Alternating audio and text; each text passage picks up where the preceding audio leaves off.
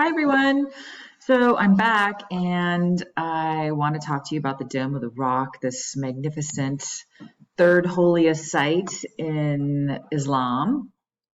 Um, I know you've been reading so far and you kind of have a sense of why this site is so important.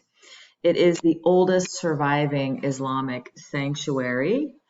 It was built on the site which Muhammad ascended into heaven.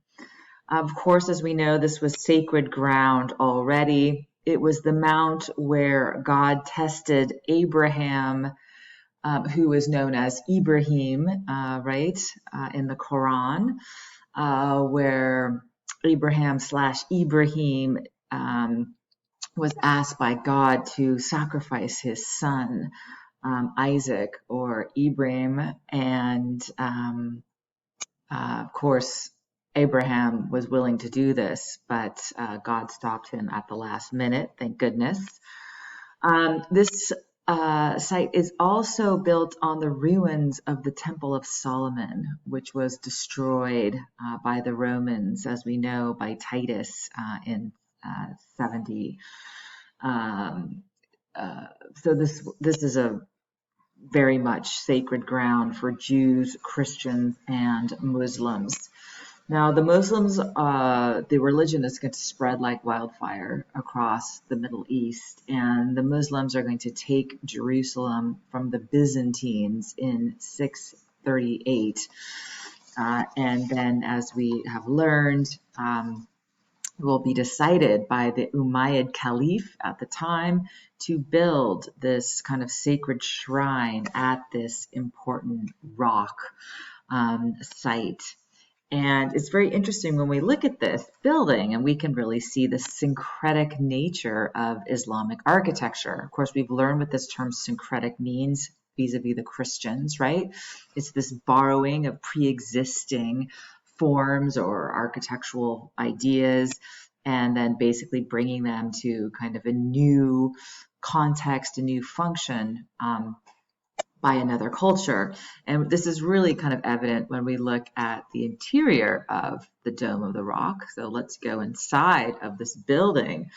And as you can see, the structure, the dome itself is over this rock. This is it. This is the very rock where all the action took place. It actually is the floor or the majority of the central floor of this structure.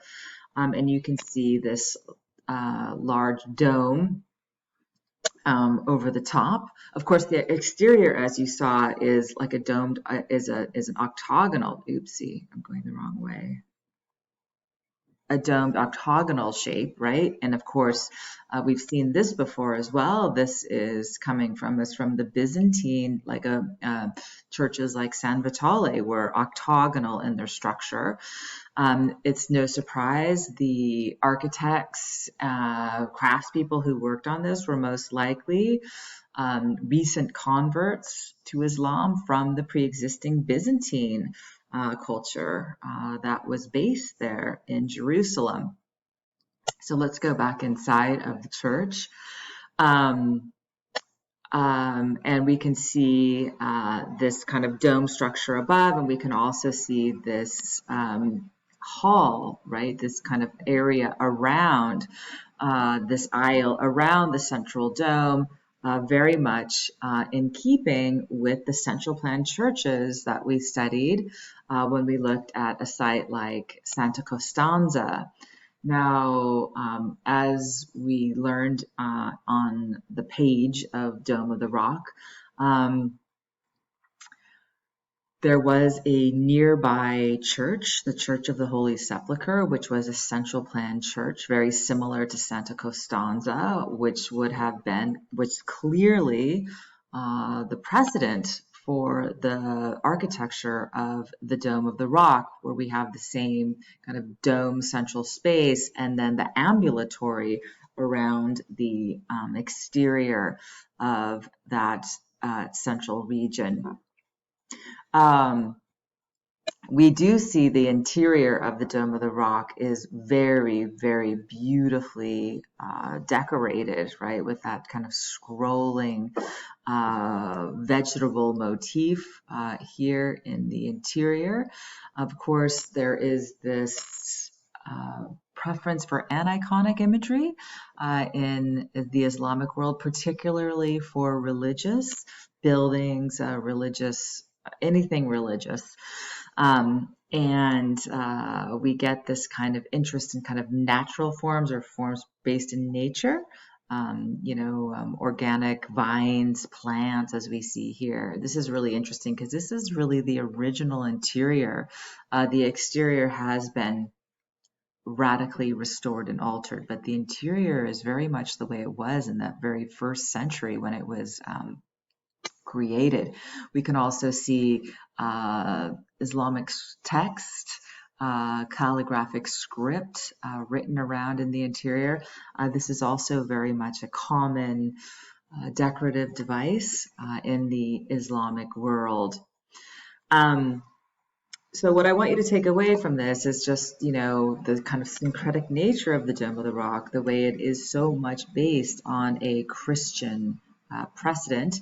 Of course, the religion of Islam is born about 600 years after Christianity, or maybe 300 or 400 years after Christianity is established. We can basically pinpoint that date to 313, right at the Edict of Milan.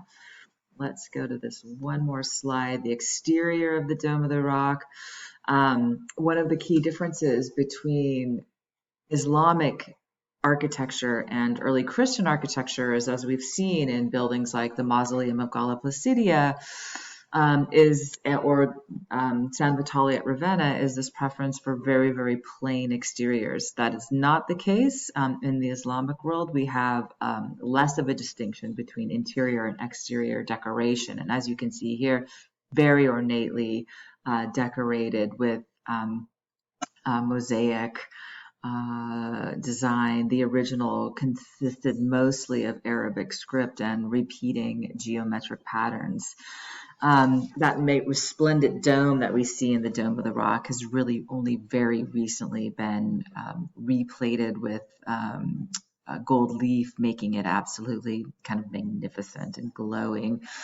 It was actually gifted by the King of Jordan.